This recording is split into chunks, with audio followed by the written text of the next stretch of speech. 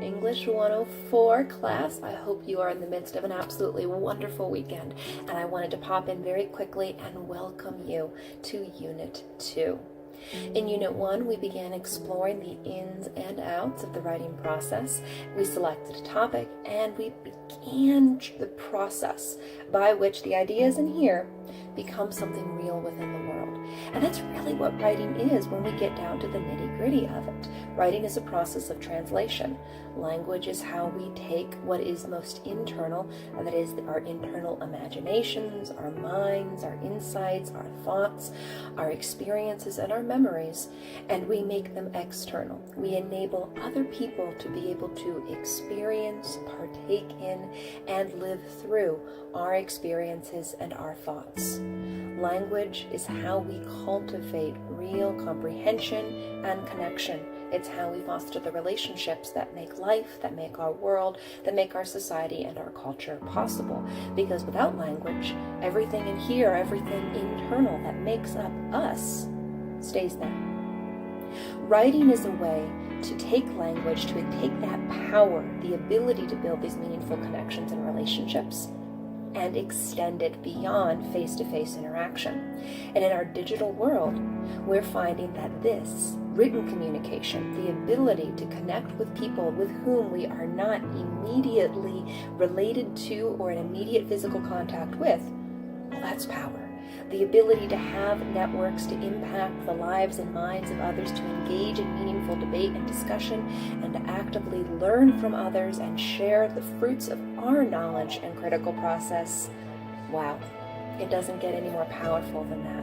And that is why writing and written communication, the ability to do it clearly and effectively, is critical, not just to our personal lives and personal expression, and not just to academia and an academic class, but why it's beneficial to your professional career. Because your ability to take what is internal, articulate it, and share it with those around you to build professional relationships, to share ideas, well, that's how empires are built. That's how great futures are realized, and that's how great possibilities occur within our world. Unit 2 takes us to the next step within that process, which is once you have an idea of what you want to write about, the next step or the next thing we have to think about is how we are going to articulate it. You have a topic. Now we need to determine what you believe about that topic, your argument, and we have to engage your audience. We have to begin. That beginning is called an introduction. And introductions, as you know, serve a few different purposes. They engage your audience, convincing and compelling and enticing them to take your words seriously and to continue reading. They hook them, so to speak.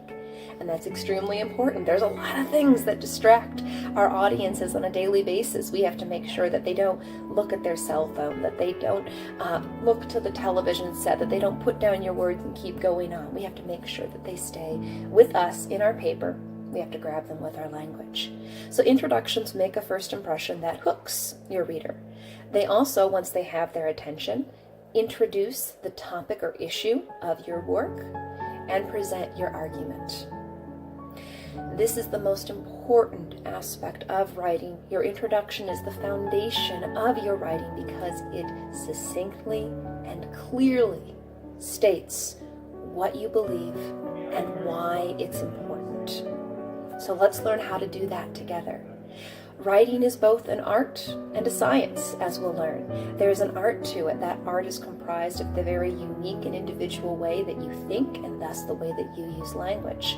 But there's also a science to it. There's a structure that enables your unique voice and perspective to shine. In Unit 2, we're going to take a very close look at that structure so that your voice can be interjected into it, and you can use that structure, those guidelines, those ideas to your benefit and to your insight.